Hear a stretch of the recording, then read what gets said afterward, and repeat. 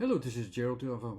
I'm not the quickest learner in languages. I know some languages and I'm learning Chinese still, but I'm still quite uncertain and in pronunciation and in using it. So I still keep me busy with listening and learning differently than immediately in the practice, unfortunately. But what helps me and what helps me quite a lot is this, of course, it's because it's me. I learned certain things in different ways as well from childhood onwards. I have a certain sensitivity towards letters and words differently, and that's my method to learn things also more quickly when I recognize these things. And I have this method developed over really quite a big number of years, and I'm working on a practical end solution that you can use these things also quite more frequently and more quickly.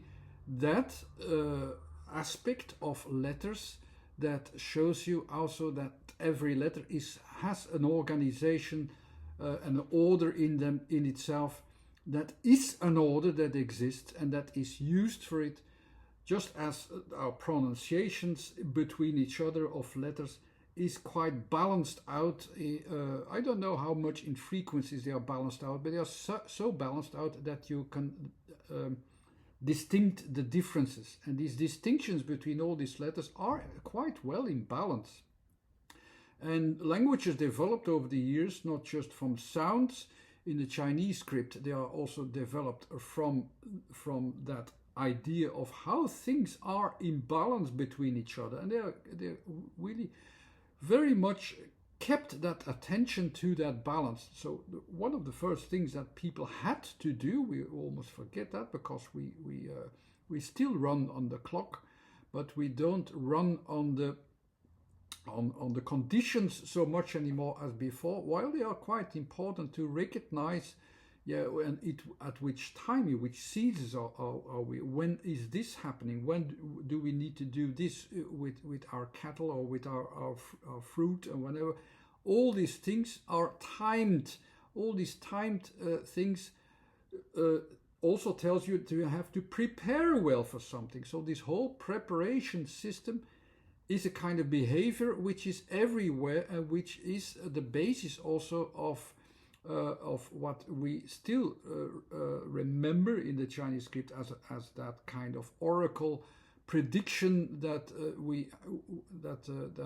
tries to figure out, okay, what's the really good way to go to somewhere at that time, and so on. What are the conditions here, and how do I have to behave to these conditions? That's still there in the memory, but it's actually much more a balanced out thing. For me, the balanced out, I'm a Western thinker, so I go to the letters alone first.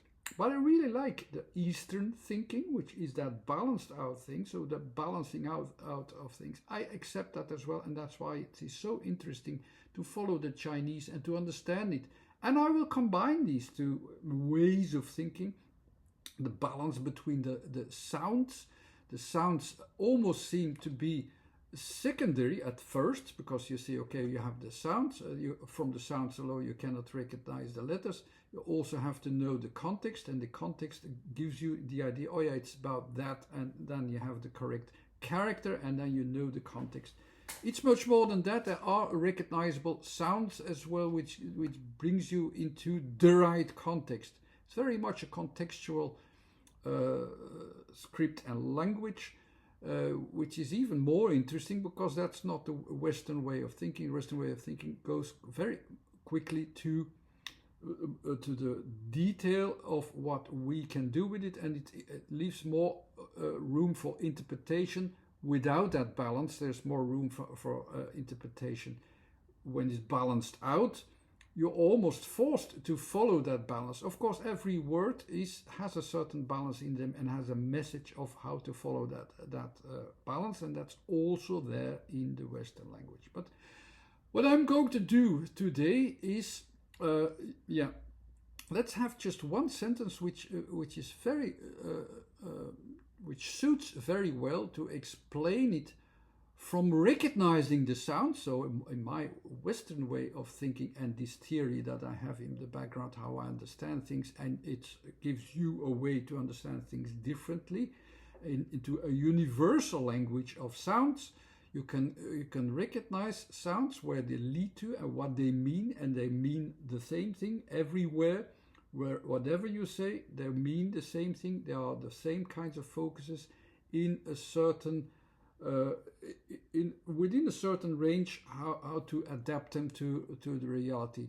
This range of 1, 2, 3 I have explained many more times. That's not what I'm going to do now. But you have this frame in the background of that structure, which is used actually in every language. The sounds are comparable.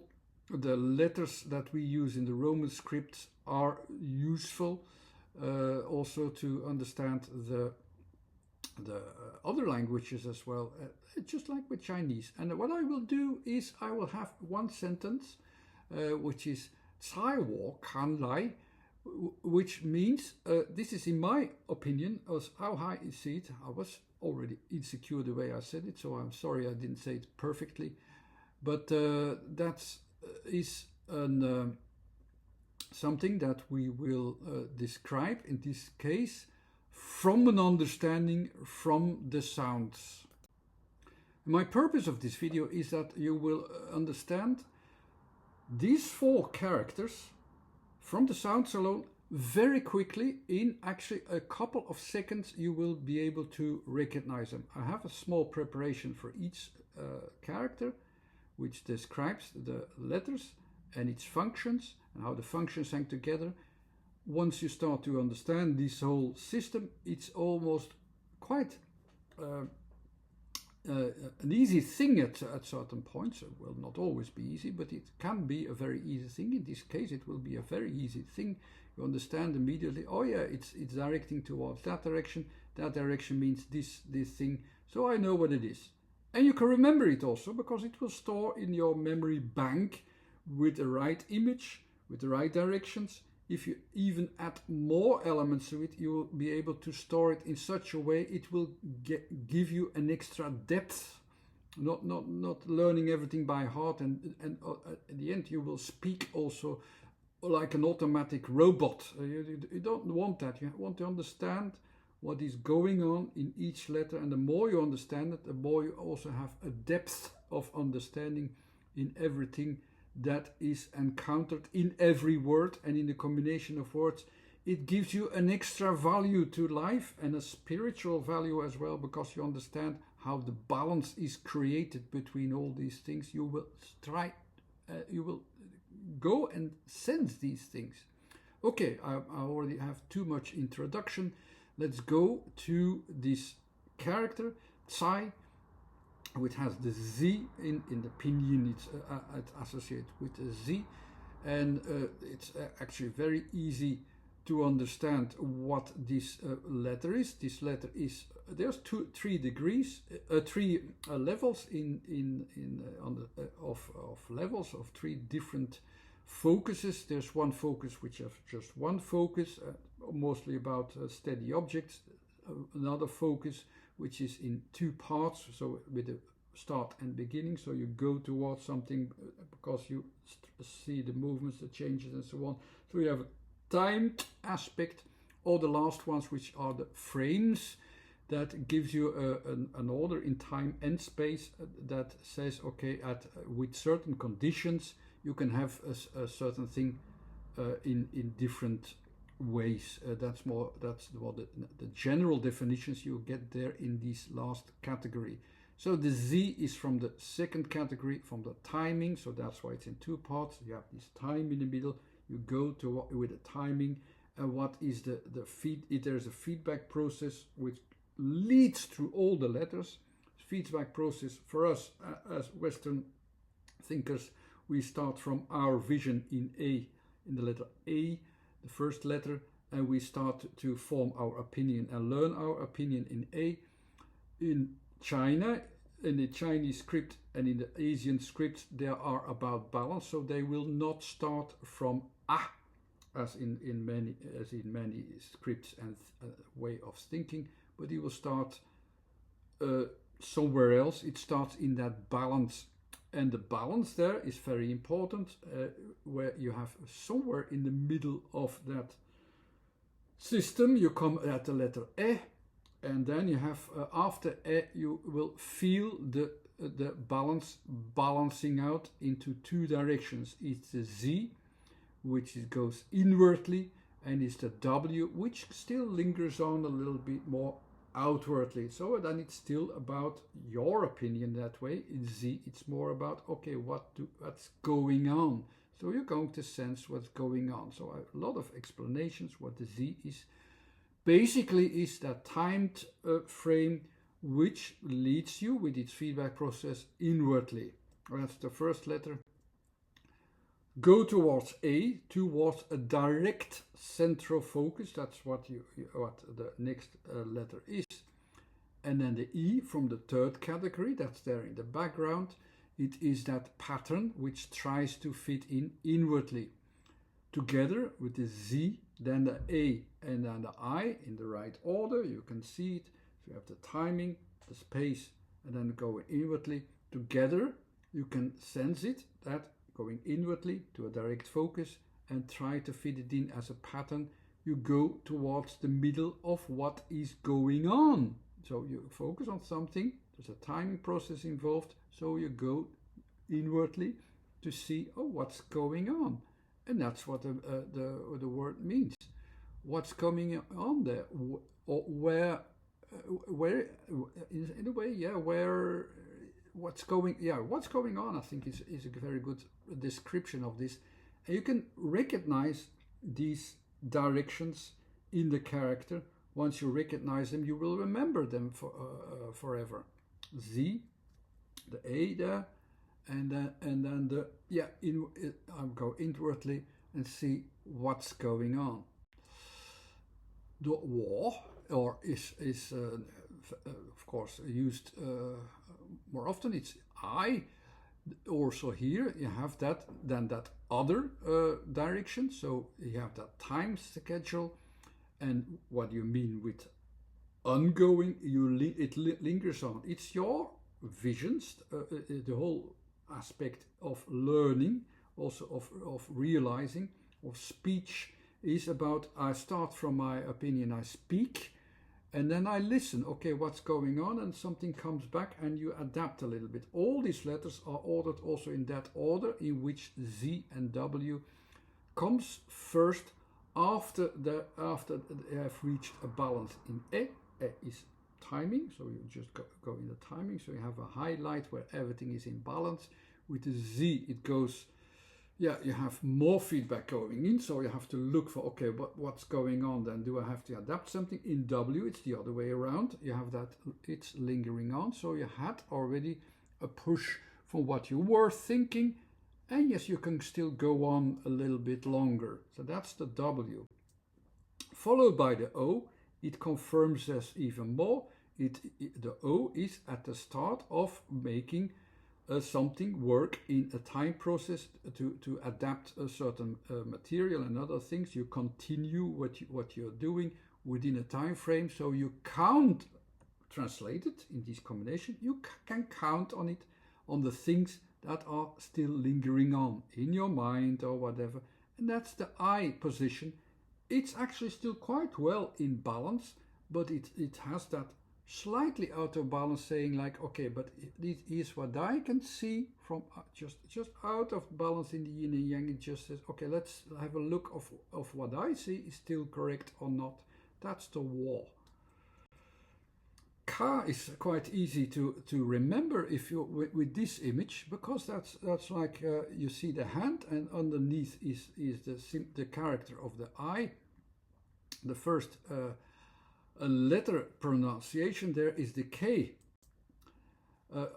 I will show it a little bit different here as well. So you have this head and then the eye, and you have the hand over the eye, and you look a bit further of what's going on there. What do I see there actually, literally?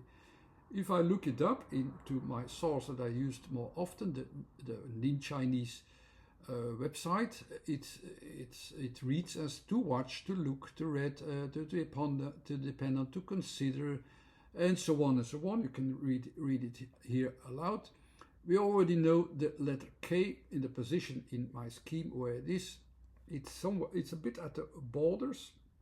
So when you have your eyes, you have actually it's at the borders from what you can see. It's centralized, but it's at the borders of what you can see. So already it confirms what's going on there in that character. You go and look like, oh, I can't see very well. Let's focus a bit better. That's the intention there. K is that I'm not seeing very well. It's at the borders of what I can see very well. And compared to the eye, which is seeing, the eye of my focus, the first focus, the A itself is a centralized focus. I can keep my focus and so on. The K is not. It's at the edges. So the combination of K and A logically is I try to distinct. That's how you can read combinations of letters. I'm trying to distinct something. Again, still within range of that character. And then the N to it, that's a letter from the timed positions. The timed positions, you go into the verticals, you go then look a bit further even. In a way, it's on the first category of the first level of the first category. So it starts from space. So you go to, you have a certain vertical space as well.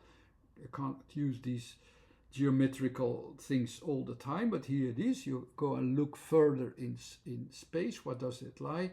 And it's in the aspect of timing.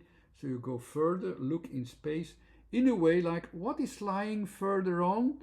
What is lying there a bit further? I can't see it very well. What's there? So can, again, very well expresses this. In a way, I also expressed N a lot of times as what can I use at a certain stage, which is still correct. But you can see also if you see it from space with K, R and N combined, it's really this looking for what is going on further on and what do I have there. Additionally, you will say, okay, maybe I can use something there as well. It's at the second position, so it will be about looking for certain material. Look also for the material. What will I be able to use at a certain stage, at a certain time? So what can I do with it after a while? How shall I do it? And that's why also to depend on, to consider, to give it a try, not just to watch out and so on. All these things match. You can sense them just by the character. Once you have this image and you have understanding of all this, you remember it forever. And then the last character in my original source in Chinese, it says it's to come, to arrive. It's the L and the A. The A we already know. That's our focus in the middle. It's on the second degree of my first sort of sorts of characters, which are about placement. I'll mostly express them with dots. With the I in the middle, you don't really need that dot because that's your point in the middle. Here there are 2 points. It's on the second level. 2 points. It's about the material. You start to distinct the material. There are 2 different points. Otherwise, you could keep your focus. You try to keep your focus because the 2 points are somewhat different somewhere in that space where you have all the material. And that makes it also quite easy to associate it with a form. What is forming there? That's the association which we'll have. That's the association what it does, what it gives. That's the L. So, translated, L and A is what forms, and then forms in my focus, in my middle focus, or what forms there. This A as a position will almost give you an even extra awareness of, okay, but it's at a certain place. I start to see what is really going on there. Actually quite funny, so I showed it here, this word, and it was said to me, yeah, but la is also a French word and it means there. Yes, of course, I didn't think about it, and that's indeed what I have written here. What forms there? That's the la there. What is forming there? but it is a bit extra. You have also the E to it. The E is then that background. You have that third kind of letter, so it's about the frame. And so you have the 1, 2, 3 option, and it has that connotation. However, that it says, okay, here it comes in. Here is the adaptation. Here is the application. Here it will fit. Here it will fit in a time and space context. That's what is the letter E about. It's not perfectly balanced out. You have the L, the A, and the E. It's the E then not in the perfect order of rhythm. So I have to there's a certain awareness that the E has to go a little bit more in. So anyhow, it will fit together. Lie, even if the E lays a bit further on, I will find my way in. I will find my way how to come in. I will get there at the right time. That awareness is there. It's not just there, but also like there's a timing involved, and it says, okay, that timing, I know that timing is context based, and it will fit some way or another. At some time or another, at some place or another, it will fit there, and that's also why it very well fits with the connotation of to come or to arrive there. You see how easy this can be. So together, if we add it all up, we will understand 在我看来, where is what I follow up, 我 can still be followed, can. I will come to that. And together is, of course, this is about my opinion. My opinion is followed up further on. And I was just checking out, how far can I go with it? And this is still different from the Western thinking. It's not about opinion in the way you have opinions on Facebook without any foundation. No, this is about an opinion of how I see it. It's just checking out how far it can reach. There's no ego involved here, or struggle, or I have here a flag here and I want to sway with it, and it's because I have a conviction. I'm convinced. I'm sure about something just because I have this association. No, war starts to sense what still works and what is not works, and it tries to see how far it can still follow it. So in my opinion, is still balanced out in the way how it is pronounced in this whole combination within that balanced out system of Chinese script. And I hope this approach, which is particularly my preference of approach how to learn languages, I can sense it better. And in this word combination, in this little sentence, I could sense it very well, what's going on different levels. And I think it's quite nice then to see, like, okay, this opinion is quite well following up and it's quite in balance with the system behind that is built up over years within the Chinese script, and that balance is still there even in the opinion. I think it's still there, and that's fine to see. Thanks again for watching. Bye bye.